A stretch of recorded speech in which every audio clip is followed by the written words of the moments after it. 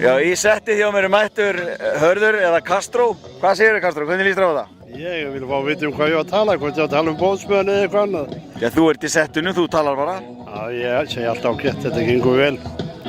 Heldurðu að við komum til með að setja mikið fleiri mörk í seinni hálfleik? Ég vona það, ég bara hef alltaf spáð fram sigri og held ég áfram. Já, við förum hérna með 3 stig, þú ert ákveðin í. Já. Við komum með 3 stig og förum með þau. Það er gott að heyra, Kastró. Takk fyrir þetta.